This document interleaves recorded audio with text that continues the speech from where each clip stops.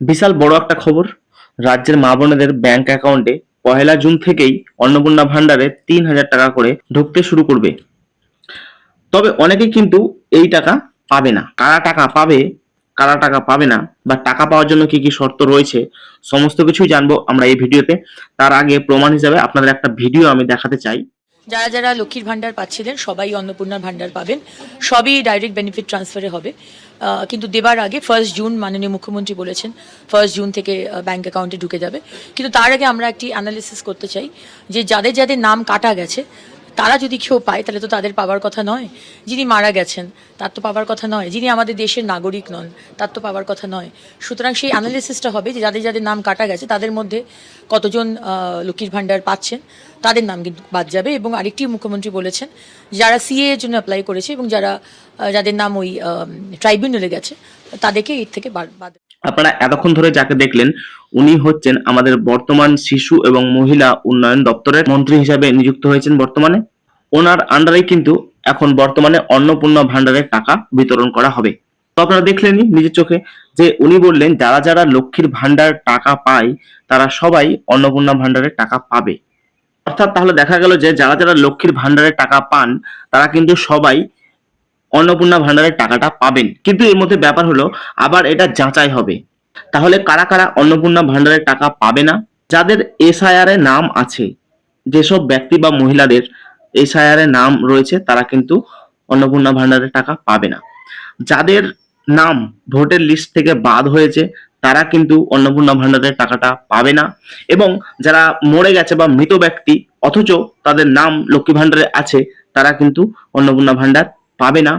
তার সাথে সাথে যারা ভারতের নাগরিক নয় তবুও অন্নপূর্ণা ভান্ডার অথবা লক্ষ্মী ভান্ডারে অ্যাপ্লাই করেছে বা আবেদন করেছে তারা কিন্তু এটা পাবে না।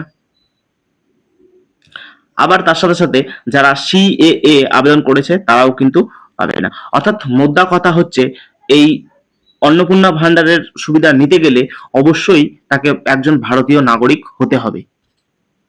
তার পর্যাপ্ত পরিমাণে ভোটের কার্ড থাকতে হবে, ভোটার লিস্টে তার নাম থাকতে হবে এবং তাকে জীবিত অবস্থায় থাকতে হবে, তবেই সে অন্নপূর্ণা ভান্ডারের সুবিধা নিতে পারবে।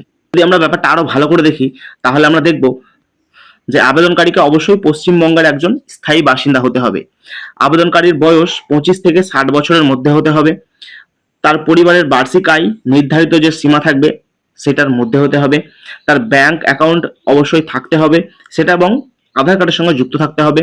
মোবাইল নম্বর একটা রেজিস্টার্ড লাগবে এবং সেটা যেন আধার কার্ড ও ব্যাংক কার্ডের সাথে লিঙ্ক থাকে এরকম লাগবে। এবং সরকারি নিয়ম অনুযায়ী তাকে অবশ্যই আবেদনপত্রটা জমা দিতে হবে, তাহলেই সে পাবে। তাহলে আমরা দেখলাম টাকা পাওয়ার জন্য কি কি প্রয়োজন। 1 হচ্ছে আধার কার্ড, 2 হচ্ছে ভোটার কার্ড, 3 হচ্ছে ব্যাংক পাসবুক, 4 হচ্ছে রেজিস্টার্ড মোবাইল নম্বর, 5 হচ্ছে পাসপোর্ট সাইজ ছবি এবং 6 হচ্ছে ঠিকানার প্রমাণপত্র। এটা কিন্তু নতুনভাবে অ্যাড হয়েছে। এটা ঠিকানার প্রমাণপত্র সেটা লাগবে সেটা, এবং অরিজিনাল এবং ভ্যালিড, তবেই আপনি সেটার জন্য আবেদন করতে পারবেন। এবার দেখুন যে কাদেরকে আবেদন করতে হবে। যারা পশ্চিমবঙ্গের স্থায়ী বাসিন্দা 60 বছরের মধ্যে আছে এবং যে যে ক্রাইটেরিয়া গুলো আমি যাদের বললাম, বয়স তারা এবছর fulfill 25 করে বছর তাদেরকে বুঝবে, অথবা যাদের নাম এসআইআর বাদ গেছে করতে হবে, বর্তমানে আবার যারা হয়ে গেছে ভোটার লিস্টে নাম বাদ গেছিল তাদেরকে আবার ভোটার লিস্টে নাম আনা হয়েছে।